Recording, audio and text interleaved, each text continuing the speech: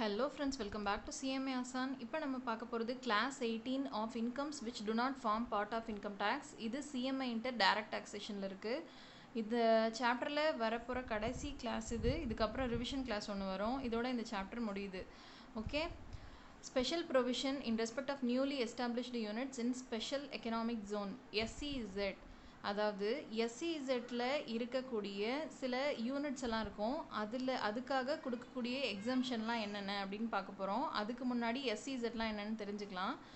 அப்படின்னா special economic zone, தமிழில் சிறப்பு பொருளாதார மண்டலம் அப்படின்னு சொல்கிறாங்க. இதில் நடக்கக்கூடிய பிஸ்னஸுக்கு சிறப்பு சலுகைகள்லாம் நம்ம கவர்மெண்ட் வழங்குவாங்க. ஏன்னா அதில் இருக்கக்கூடிய பிஸ்னஸை ப்ரமோட் பண்ணுறதுக்காக, அது மூலமாக நிறைய வேலைவாய்ப்பு கிடைக்கும். அதை ப்ரமோட் பண்ணுறதுக்காக, ஊக்குவிக்கிறதுக்காக நிறைய சலுகைகள், இந்த மாதிரி கஸ்டம்ஸ் டியூட்டியில் பொறுத்த வரைக்கும், அதில் அவங்களுக்கு கொடுக்கக்கூடிய டேக்ஸை பொறுத்த வரைக்கும் இந்த மாதிரி சில சலுகைகள்லாம் இருக்கும்.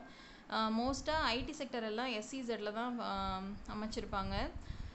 இந்த மாதிரி MNC வந்து ஐடி கம்பெனி ஒன்று ஃபார்ம் பண்ண போகிறாங்க, அதுக்குன்னு ஒரு ஐடி பார்க் ஒன்று பண்ண போகிறாங்கன்னா அதை முதல்ல SEZல அறிவிப்பாங்க. அதுக்கப்புறமா அதுலேருந்து இந்த மாதிரி கம்பெனிஸ்லாம் ஃபார்ம் பண்ணி அவங்க பிஸ்னஸை பண்ண ஆரம்பிப்பாங்க. இது ஏன்னா இந்த மாதிரி இப்போது இந்தியாவில் ஐடி செக்டர் நிறைய பெருகிக்கிட்டு இருக்குது. அதனால் அதை ப்ரமோட் பண்ணுறதுக்காக இந்த மாதிரிலாம் பண்ணுறாங்க.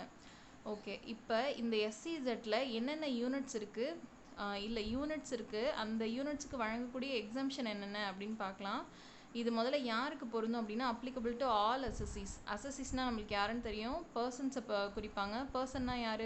இண்டிவிஜுவல், HUF, ஃபர்மு, கம்பெனி, இந்த மாதிரி நிறைய இருக்காங்க இல்லையா? அந்த மாதிரியான எல்லா வகையான அசஸிகளுக்கும் இந்த எக்ஸம்ஷன் பொருந்தும், இந்த ஸ்பெஷல் ப்ரொவிஷன் பொருந்தும். கண்டிஷன்ஸ், என்னென்ன கண்டிஷன்ஸ் இவங்களுக்கு விதிக்கிறாங்க அப்படின்னா, அந்த அசஸி ஆண்டர்ப்ரனராக இருக்கணும், தொழில் முனைவோராக இருக்கணும், இந்த SEZ ஆக்டில் குறிப்பிட்டிருக்கிற தொழில் முனைவோராக இருக்கணும். அதாவது இந்த ஆக்டில் இந்த பிஸ்னஸ்லாம் செய்யலாம் அப்படின்னு சொல்லி குறிப்பிட்டிருப்பாங்க. அந்த தொழிலை செய்யக்கூடிய ஒரு ஆண்டர்ப்ரனராக இருக்கணும். The undertaking has begin to manufacture or produce ஒரு ஆர்டிக்கிள். ப்ரொடக்ஷனை எப்போ ஸ்டார்ட் பண்ணணும், சில குறிப்பிட்ட அந்த பொருட்கள் சொல்கிறாங்க இல்லையா, அதை எப்போ ஸ்டார்ட் பண்ணியிருக்கணும்னா 1/4/2005லேருந்து 31 March 2020. 1/4/2005னா என்ன ஃபினான்ஷியல் இயரில் வருதுன்னா 2005-06 இதில் ஆரம்பித்து 1920 இந்த ஃபினான்ஷியல் இயரில் ஆரம்பித்து இந்த ஃபினான்ஷியல் இயருக்குள்ளே அந்த ப்ரொடக்ஷன், இப்போ நான் மேலே சொன்ன அந்த production of article or things இருக்கு இல்லையா, அதை ஆரம்பிச்சிருக்கணும், SEZல ஆரம்பிச்சிருக்கணும். New business should not be formed by splitting up or reconstruction of an existing business. ஏற்கனவே இந்த பிஸ்னஸை பிரித்தோ சேர்த்தோ இந்த மாதிரி ஒரு புது பிஸ்னஸ் ஆரம்பிக்கிறேன் அப்படின்னு சொல்லி ஆரம்பிக்கக்கூடாது. ஃப்ரெஷ்ஷாக ஆரம்பிச்சிருக்கணும், இந்த மாதிரி பீரியட்குள்ளே ஆரம்பிச்சிருக்கணும். இவங்க குறிப்பிட்டிருக்க அந்த ஆக்டில் சொல்லியிருக்கக்கூடிய இந்த சில குறிப்பிட்ட தொழில்களை மட்டுமே இவங்க செய்கிறவங்களா இருக்கணும். அப்படி இருந்தாங்கன்னா இவங்களுக்கு இந்த ஸ்பெஷல் ப்ரொவிஷன் அப்ளை ஆகும். இதிலே கொஞ்சம் எக்ஸப்ஷன்லாம் கொடுக்குறாங்க. என்னென்னா, இந்த நியூ பிஸ்னஸ்க்கு மட்டும் இந்த இதில் ஒரு ஆஸ்ட்ரிக் போடலாம். இதை பற்றி என்ன கொஞ்சம் சொல்கிறாங்க அப்படின்னா, ஆனால் however this condition is not applicable when conditions given under section 33B are satisfied. ஒருவேளை 33Bல கொடுத்துருக்க கண்டிஷனை சாட்டிஸ்ஃபை பண்ணாங்கன்னா, என்னென்ன condition? Business of industrial undertaking in India is discontinued due to extensive damage of building, plant and machinery. அந்த business பண்ணிகிட்ருக்காங்க, ஏற்கனவே ஒரு business பண்ணிகிட்ருக்காங்க, அதில் இருக்கிற மிகப்பெரிய சொத்துக்களான பில்டிங்கையோ பிளான்ட் அண்ட் மிஷினரிக்கோ டேமேஜ் வந்துருச்சு, அதனால இந்த பிஸ்னஸ் டிஸ்கண்டினியூ பண்ணிவிட்டு மறுபடியும் அதை ஆரம்பிக்கிறாங்க, புதுசாக ரீகன்ஸ்ட்ரக்ட் பண்ணுறாங்க அப்படின்னா இப்போது இந்த கண்டிஷன் இது முதல்ல சொன்னதுக்கு அப்ளை ஆகாது. முதல்ல நம்ம என்ன சொல்லியிருந்தோம், ஏற்கனவே நடத்திட்டு இருந்த பிஸ்னஸை திருப்பி பிரித்து சேர்த்து இந்த மாதிரி வேலை பண்ணால் அது கிடையாதுன்னு சொல்லியிருந்தோம், அந்த எக்ஸம்ஷன் கிடையாதுன்னு சொல்லியிருந்தோம். ஆனால் இந்த காரணங்களுக்காக அவங்க டிஸ்கண்டினியூ பண்ணாங்கன்னா அப்போ சேர்த்துக்குவாங்க. And damage was due to flood, இந்த மாதிரி இயற்கை பேரிடர்கள், ஃப்ளட்டு, வெள்ளம், டைஃபூன், ஹரிக்கேன், அதுக்கப்புறம் ரியாட் கலவரம், இந்த மாதிரி வேறு ஏதாவது ஃபேக்ட்ரியில் தீ பிடிச்சிருச்சு, இல்லை போர் அறிவிச்சிட்டாங்க வேறு நாட்டுக்கு எதிராக அப்படின்னா, இந்த மாதிரியான காரணங்களுக்காக பிஸ்னஸை டிஸ்கண்டினியூ பண்ணியிருந்தாலோ, அல்லது such businesses reestablished, reconstructed, revived before the expiry of 3 years. இப்போ சாதாரணமாக ஒரு 2021 இந்த மாதிரி டிஸ்கண்டினியூ பண்ணிட்டாங்க. இதுக்கப்புறம் அடுத்து வர 3 yearsக்குள்ளே மறுபடியும் இதை ரீகன்ஸ்ட்ரக்ட் பண்ணிட்டாங்க அப்படின்னா அவங்களுக்கு அப்போது இந்த ப்ரொவிஷன் அலோவபிள். அதாவது டிஸ்கண்டினியூ பண்ணால் கிடையாது, ஆனால் டேமேஜ் நடந்து 3 வருஷத்துக்குள்ளே மறுபடியும் அதை திருப்பி ஸ்டார்ட் பண்ணிட்டாங்க அப்படின்னா அவங்களுக்கு அப்போ இது allowable. New plant or machinery such undertaking should not be formed by transfer of machinery or plant previously used for any purpose. இதில் யூஸ் பண்ணக்கூடிய அந்த பிளான்ட் அண்ட் மிஷினரி புதுசாக இருக்கணும், வேறு எதுக்கும் யூஸ் பண்ணிவிட்டு மறுபடியும் இதில் ட்ரான்ஸ்ஃபர் பண்ணி யூஸ் பண்ணக்கூடாது. ஆனால் இதுக்கும் ஒரு எக்ஸப்ஷன் சொல்கிறாங்க. என்ன அப்படின்னா, a plant and machinery is new asset if such plant and machinery is imported into India. அதாவது வெளிநாட்டில் அதை யூஸ் பண்ணியிருக்கலாம், இந்தியாவுக்கு ஃபஸ்ட் டைம் அதை யூஸ் பண்ணுறாங்க, ஃபஸ்ட் டைம் இம்போர்ட் பண்ணி யூஸ் பண்ண போகிறாங்க அப்படின்னா அது நியூ பிளான்ட் அண்ட் மிஷினரி தான். அதுக்கு டிப்ரிசியேஷனும் இன்னும் அலோவ் பண்ணியிருக்கக்கூடாது. அந்த அசசி தான் அதில் ஃபஸ்ட்டு யூஸராக இருக்கணும். அப்படின்னா இப்போ ஏபிசின்னு 3 பேர் இருக்காங்க, இல்லை ஏன்ற ஒருத்தர் மட்டும் வச்சுக்கலாம். அவர் இந்த பிளான்டர் மிஷினரி பிஎம் அப்படிங்கிறத ஃபஸ்ட்டு ஏதோ ஒரு ஃபாரின்லேருந்து இம்போர்ட் பண்ணுறாரு. இம்போர்ட் பண்ணி ஃபஸ்ட்டு யூஸ் பண்ணுறாரு. அதுக்காக ஃபஸ்ட்டு அவருக்கு டிப்ரிசியேஷன் அலோவ் பண்ணுறாங்கன்னா ஏக்கு உண்டு. இப்போ ஏ மாதிரியே பின்னு ஒருத்தர் இருக்கார். பி என்ன பண்ணுறாரு, இங்கே எழுதுகிறேன். ஏ மாதிரியே பின்னு ஒருத்தர் இருக்கார். ஏ வந்து இம்போர்ட் பண்ணிட்டார், ஃபஸ்ட்டு பண்ணிவிட்டு அதை யூஸ் பண்ணிவிட்டு கொஞ்ச நாள் அதுக்கப்புறமா பிக்கு ட்ரான்ஸ்ஃபர் பண்ணிடுறாரு. அப்படின்னா ஏக்கும் கிடையாது பிக்கும் கிடையாது. ஏவே ஃபஸ்ட்டு ஃபுல்லாக யூஸ் பண்ணி அதுக்காக டிப்ரிசியேஷன் வாங்கியிருந்தாருன்னா இவருக்கு உண்டு. ஆனால் இப்போ பிக்கு இவங்க கொடுத்துட்டாங்க. இவர் பி வந்து ஃபஸ்ட்டு யூஸர் கிடையாது, இவர் இம்போர்ட்டும் பண்ணலை, இவர் யார்கிட்டேருந்து ஏட்டேருந்து வாங்கியிருக்காரு, அதனால பிக்கும் கிடையாது. Okay, next, where the total value of plant and machinery transferred to the new business does not exceed 20% of total plant and machinery. அந்த பழசுன்னு சொல்லி இப்போ ட்ரான்ஸ்ஃபர் பண்ணாங்க இல்லையா, இப்போ நம்ம மேல் சொன்ன மாதிரி இந்த மாதிரி ஏதோ ஒரு கேட்டகரியில் வந்த அந்த plant and machinery suppose 100 lakhs இருக்குது, இந்த டோட்டல் பிஸ்னஸ்க்குமே இருக்கிற பிளான்டர் மிஷினரி 100 lakhs இருக்குது அப்படின்னா, இப்போது இந்த மாதிரி இம்போர்ட் பண்ணி ட்ரான்ஸ்ஃபர் பண்ணக்கூடிய பிளான்டர் மிஷினரி 20 லட்சத்தை தாண்டக்கூடாது. 20%, 100 lakhs 20% எவ்வளோ, 20 lakhs. இந்த மாதிரி ட்ரான்ஸ்ஃபர் பண்ணுற நியூ பிளான்டர் மிஷினரி 20 லட்சத்தை தாண்டக்கூடாது. Usage of old planter machinery up to 20% of total value of planter machinery is allowed. அதே மாதிரி யூசேஜை பொறுத்த வரைக்கும் usage of old planter machinery, இந்த ஓல்டு பிளான்டர் மிஷினரின்னு சொல்கிறோம் இல்லையா, அதுவும் டோட்டல் வேல்யூவில் 20% வரைக்கும் யூஸ் பண்ணியிருந்தாங்கன்னா அப்போ அது allowed. Next, a report of CA in form 56F with return of income carrying the deduction has been correctly claimed. ஒரு CA அவங்களோட ரிட்டர்ன் ஆஃப் இன்கமில் இந்த மாதிரி ஒரு ஃபார்ம் அட்டாச் பண்ணி டிடக்ஷன் கிளைம் பண்ணலாம் அப்படின்னு சொல்லிட்டு அந்த ஃபார்ம் கொடுக்குறாங்க. அது கரெக்டாக கிளைம் பண்ணியிருக்கணும் டிடக்ஷன். அந்த ஃபார்மை ரிட்டர்ன் ஆஃப் இன்கமோடு அவங்க ஃபைல் பண்ணியிருக்கணும். திருப்பி சொல்கிறேன், ஒரு CA ஒரு ஃபார்மை, அந்த ஃபார்ம் பேர் என்னென்னா 56F ரிட்டர்ன் ஆஃப் இன்கமோடு அட்டாச் பண்ணியிருக்கணும். இந்த 56Fல இந்த டிடக்ஷனை, இவங்க சொல்கிற இந்த டிடக்ஷனை கரெக்டாக கிளைம் பண்ணியிருக்கணும். அதை ரிட்டர்ன் ஆஃப் இன்கமோடு அட்டாச் பண்ணியிருக்கணும். ஓகே, இவ்வளோ இப்போ டிடக்ஷன் சொல்கிறாங்கல்ல, அது எவ்வளவு எதை பொறுத்து அமைய போகுது அப்படின்னு பார்க்கலாம். For the first 5 years from the commencement of operation, இப்போ தான் அந்த பிஸ்னஸே ஸ்டார்ட் பண்ணுறாங்க அப்படின்னா ஃபஸ்ட்டு இருக்கிற 5 வருஷத்துக்கு எவ்வளோ டிடக்ஷன் கொடுப்பாங்கன்னா, profit of the undertaking into export turnover divided by total turnover of the business.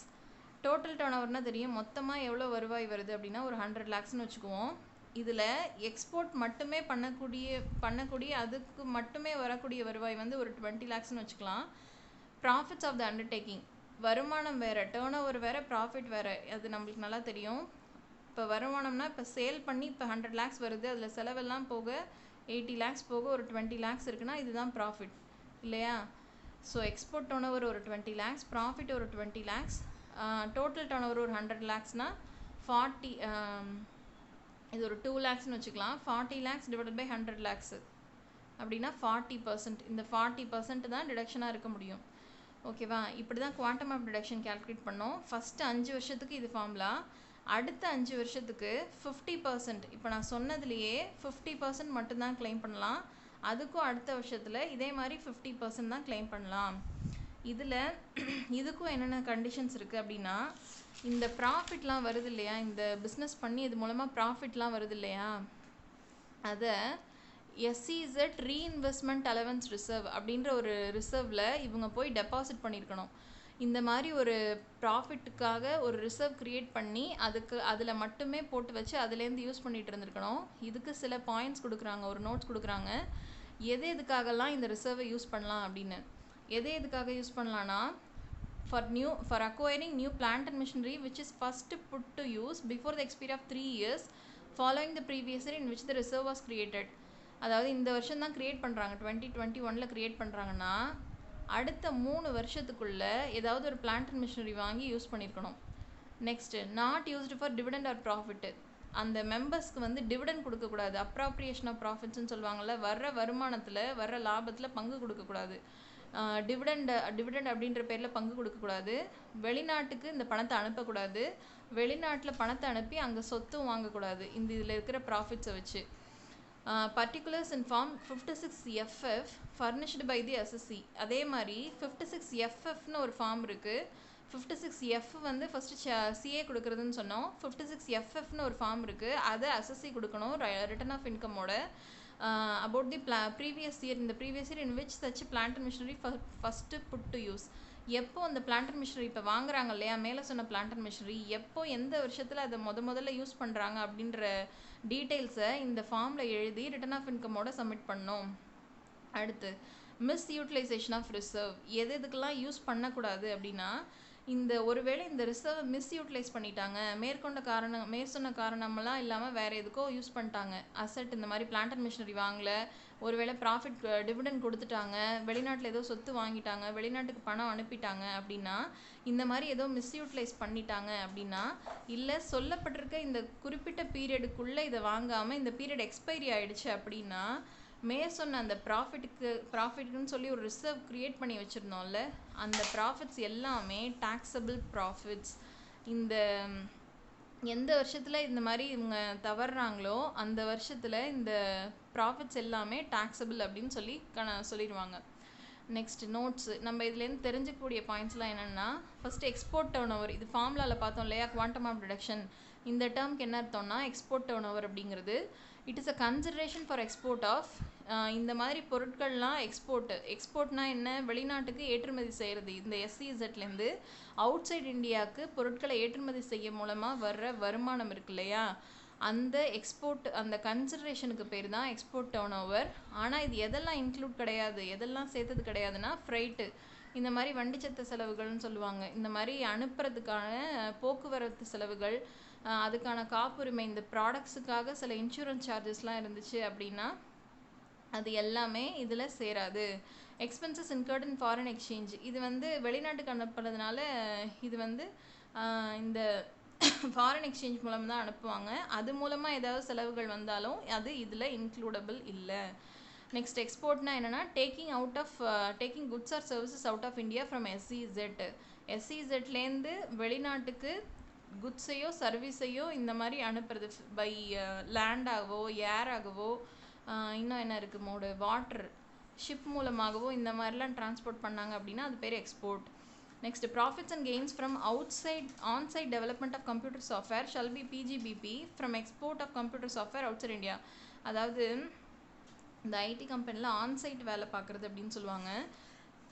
இந்தியாவில் ஒரு கம்பெனி இருக்கும், அதுக்கு வந்து வெளிநாட்டில் ஒரு பிரான்ச் இருக்கும், இல்லை வெளிநாட்டில் ஒரு கம்பெனி இருக்கும், அதுக்கு இந்தியாவில் ஒரு பிரான்ச் இருக்கும். அப்படின்னா இந்தியாவிலேருந்து அந்த பிரான்ச்சுக்கு வெளிநாட்டில் இருக்கிற அந்த கம்பெனிக்கு இங்கே இருக்கிற எம்ப்ளாயீஸை வேலைக்கு அனுப்புவாங்க. இங்கே இருக்கிற ஏதோ ஒரு சம்மந்தமான வேலையாக தான் இருக்கும், அங்கே போய் வேறு ஏதாவது ப்ராஜெக்ட் பண்ணுற மாதிரி இருக்கும். அந்த மாதிரி ஆன்சைட் டெவலப்மெண்ட்டுக்காக, கம்ப்யூட்டர் சாஃப்ட்வேரை டெவலப் பண்ணுறதுக்காக ஆன்சைட் போகிறாங்க அப்படின்னா அது மூலமாக வர்ற வருமானம் PGBP தான், from export of computer software. PGBP இதை எந்த பேசிஸ்லன்னு எடுத்துக்கணுன்னா, ஒருவேளை இங்கே இருக்கிற இந்த கம்ப்யூட்டர் சாஃப்ட்வேர் டெவலப் பண்ணதை எக்ஸ்போர்ட் பண்ணியிருந்தா எப்படி ஒரு வருமானம் வருமோ அதே வருமானம் தான் ஆன்சைட் டெவலப்மெண்ட் மூலமாக வர்ற வருமானம். எக்ஸ்போர்ட் ஆஃப் கம்ப்யூட்டர் சாஃப்ட்வேர்னா நான் எக்ஸ்போர்ட்டுக்குள்ளே வந்துடுதுன்னா இதுக்கும் இந்த டிடக்ஷன் அலவபிள், இந்த புது ஸ்பெஷல் ப்ரொவிஷன் அப்ளிகபிள் அப்படின்னு சொல்ல வராங்க. ஓகேவா. நெக்ஸ்ட், பிஸ்னஸ் லாஸ் அப்படிங்கிறது loss under capital gains shall be allowed to be carry forward. Capital gains மூலமாக வர்ற அந்த லாஸு அதை பிஸ்னஸ் லாஸ் அல்லது PGBP மூலமாக ஃபஸ்ட்டு பிஜிபிபி மூலமாக வர்ற லாஸ் அல்லது கேபிட்டல் கெயின்ஸ் மூலமாக வர்ற லாஸ், இது ரெண்டையுமே கேரி ஃபார்வர்ட் பண்ணிக்கலாம், அடுத்த வருஷத்துக்கு எடுத்துகிட்டு போய் கிளைம் பண்ணிக்கலாம். ஆனால் அது எத்தனை வருஷம்னு சொல்லலை, பார்ப்போம். அடுத்து டிடக்ஷன் ஆஃப் டோட்டல். நம்ம இதில் சாப்டர் 6A படிச்சிருப்போம். டோட்டல் இன்கம்னு ஒன்று இருக்கும், அதுலேருந்து டிடக்ஷன் கிளைம் பண்ணுவோம். அதுக்கப்புறமா கிராஸ் டோட்டல் இன்கம்னு ஒன்று இருக்கும், அதுலேருந்து டிடக்ஷன் கிளைம் பண்ணால் வர்றது வந்து டோட்டல் இன்கம் ஆர் டாக்ஸபிள் இன்கம்னு சொல்லுவோம். இந்த டோட்டல் இன்கம் இருக்கு இல்லையா, டிடக்ஷன் கிளைம் பண்ணி அதுக்கப்புறமா வர்ற இன்கம் இருக்கு இல்லையா, இதை விட டிடக்ஷன் நிறைய இருக்கக்கூடாது அப்படின்னு சொல்கிறாங்க. இது சப்போஸ் ஒரு 1000 இருக்குது, டிடக்ஷன் வந்து ஒரு 200 இருக்குன்னா இது வந்து ஒரு 800 வரணும் இல்லையா, ஆனால் டிடக்ஷனே 800 தாண்டக்கூடாது அப்படின்னு சொல்கிறாங்க. அதுதான் அர்த்தம். Deduction shall not be greater than total income. Next, power of assessing officer to recompute profit.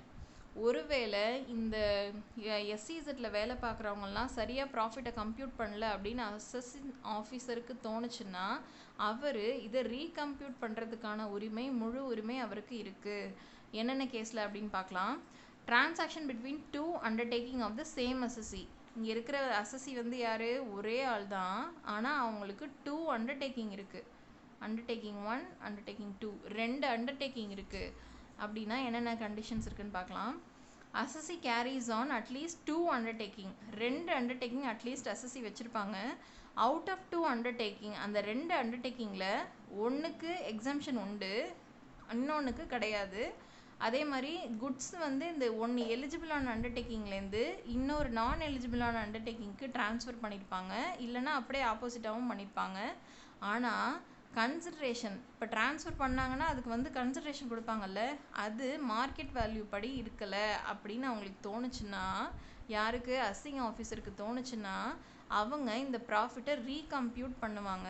அதான் சொல்கிறாங்க ட்ரீட்மெண்ட் என்ன, profits and gains of eligible business shall be recomputed by the assessing officer as if the transfer has been made at the market value. ஒருவேளை market value படி கரெக்டாக அந்த transfer நடந்துச்சுன்னா என்ன profit வருமோ அந்த ப்ராஃபிட் வரும்படி அவங்க ரீகம்ப்யூட் பண்ணுவாங்க. யார், அசஸிங் ஆஃபீஸர் பண்ணுவாங்க. இது கேஸ் 1, அசஸி ஒரு ஆள் 2 யூனிட். அடுத்து கேஸ் 2, 2 அசஸி, அண்டர்டேக்கிங் எத்தனைன்னு சொல்லலை, 2 அசஸிக்குள்ளே இந்த மாதிரி டிரான்சாக்ஷன் நடக்குது, பிஸ்னஸ் டிரான்சாக்ஷன் நடக்குது அப்படின்னா,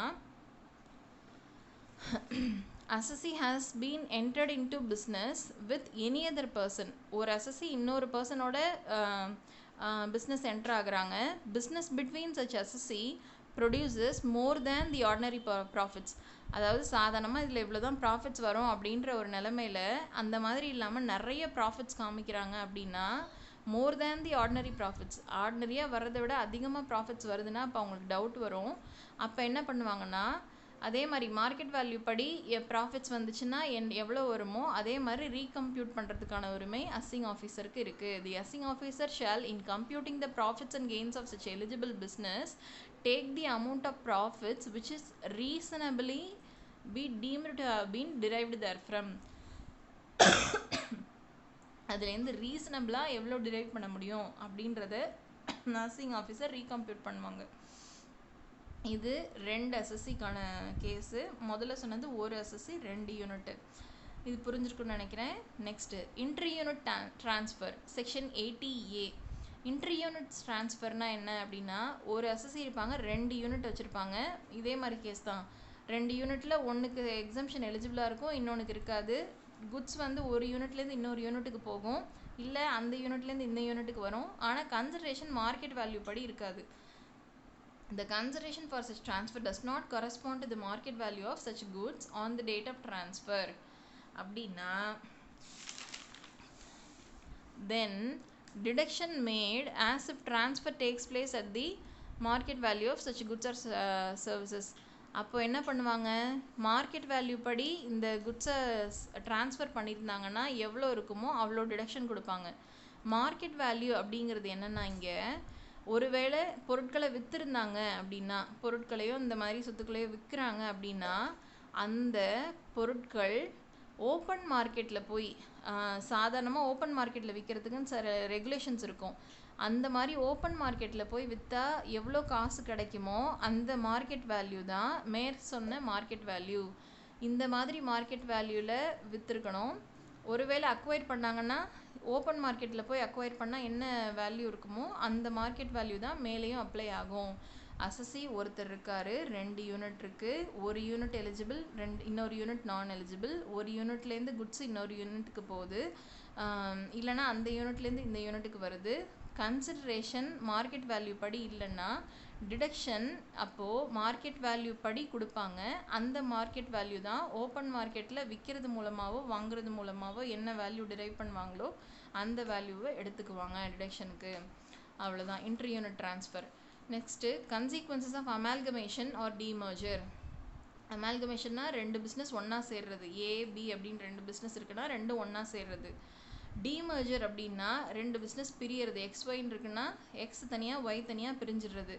ஒருவேளை where any undertaking is transferred by an Indian company to another company, Indian company in scheme of amalgamation or demerger. ஒருவேளை 2 பிஸ்னஸ் இருக்குது, ரெண்டுமே பிரிஞ்சிருதுன்னா சேருது அல்லது பிரியுதுன்னா அமால்கமேட்டிங் ஆர் டிமர்ஜ்டு கம்பெனி. அமால்கமேஷனை பொறுத்த வரைக்கும் ஏ பின்னு 2 இருக்கா, ஏ போய் பியோட சேரப்போகுது, சரியா? அப்போது இந்த ஏக்கும் டிமர்ஜரை பொறுத்த வரைக்கும் எக்ஸ் ஒய்னு 2 இருக்குது, இந்த எக்ஸும் ஒய்யும் பிரிய போகுது. அப்போது இந்த எக்ஸுக்கும் இந்த டிடக்ஷன் ப்ரொவிஷன் கிடையாது, இந்த ஸ்பெஷல் ப்ரொவிஷன் கிடையாது. No deduction can be claimable for this amalgamating and demerged company.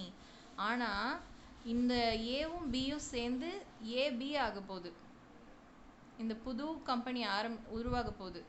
இந்த புது கம்பெனிக்கு இந்த ஏபி சேரப்போகுது இல்லையா, பழைய கம்பெனி கிடையாது, அமால்கமேஷனுக்கு முன்னாடி இருக்கிற அந்த அமால்கமேட்டிங் கம்பெனி கிடையாது.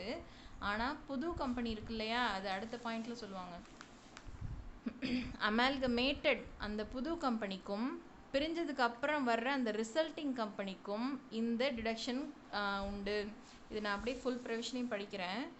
ஒருவேளை இந்த மாதிரி இந்தியன் கம்பெனி 2 இருக்குது, அது பிரிஞ்சிருச்சுன்னா அமால்கமேட்டிங் சேர்ந்துருச்சு அல்லது பிரிஞ்சிருச்சுன்னா amalgamating or demerged company shall not be eligible for deduction under this section from the previous year in which the amalgamation or demerger takes place, and amalgamated or resulting company shall be entitled to deduction under this section from the previous year in which the amalgamation or demerger takes place in the same manner if the amalgamation or demerger had not been taken place.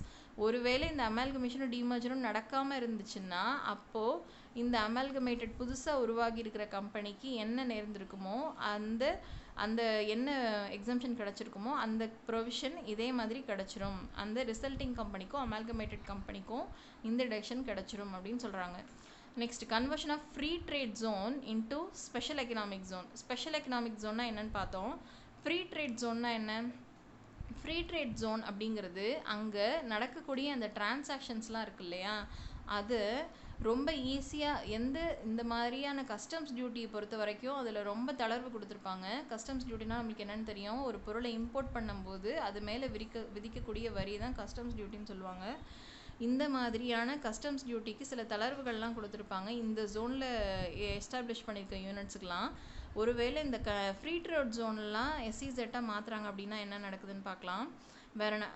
Where undertaking initially located in free trade zone, முதல்ல இங்கே தான் இருந்திருக்கு, or export processing zone into a special economic zone. அதுக்கப்புறம் special economic ஜோனாக மாற்றிட்டாங்கன்னா அந்த டிடக்ஷனுக்காக 10 consecutive years calculate பண்ணுவாங்க இல்லையா, அது எதுலேருந்து ஆரம்பிக்குது அப்படின்னா in which the unit begins the manufacture or produce such articles or things computer software in such free trade zone or export processing zone.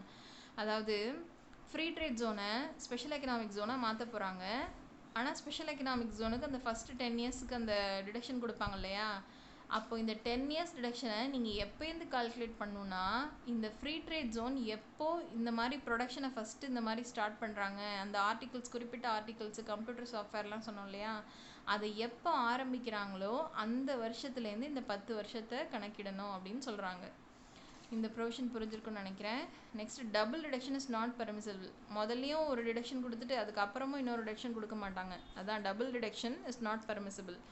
Where deduction under this section is claimed and allowed in respect of profits of any specified business. அதாவது section 35 AD subsection 8C இந்த section படி உங்களுக்கு already deduction கொடுத்துட்டாங்க அப்படின்னா அதுக்கப்புறம் சாதாரணமாக 35 AD படி வேறு எந்த டிடக்ஷனும் கொடுக்க மாட்டாங்க in relation to any specified business or any assessment year. அதாவது ஆல்ரெடி இதுவும் ஒரு டிடக்ஷனுக்கான செக்ஷன் தான். இது படி இந்த பிஸ்னஸ் படி இந்த செக்ஷனில் குறிப்பிட்டிருக்கிற அந்த ஸ்பெசிஃபைடு பிஸ்னஸ்க்காக நீங்கள் டிடக்ஷன் கிளைம் பண்ணிட்டீங்கன்னா இந்த செக்ஷனுக்காக நீங்கள் மறுபடியும் டிடக்ஷன் கிளைம் பண்ணக்கூடாது. அதுதான் சொல்கிறாங்க. 35 AD அப்படிங்கிறது ஸ்பெசிஃபைடு பிஸ்னஸ்க்கான செக்ஷன் தான். இது வந்து அதுக்குள்ளேயே ஸ்பெசிஃபைடு பிஸ்னஸ் போல் இருக்குது. நான் இன்னும் இது என்னன்னு பார்க்கல. இதுக்கு கிளைம் பண்ணிட்டீங்கன்னா இதுக்கு கிளைம் பண்ணக்கூடாது. அதுதான் இதுக்கு அர்த்தம். ஓகே, இதோட சாப்டர் 4 முடியுது. அடுத்து ஒரு ரிவிஷன் கிளாஸ் வரப்போகுது. அது என்னன்னு பார்க்கலாம். இதோட இந்த சாப்டர் முடியுது ஃப்ரெண்ட்ஸ். ஏதாவது டவுட்னா கமெண்ட்டில் கேளுங்க. பாய்.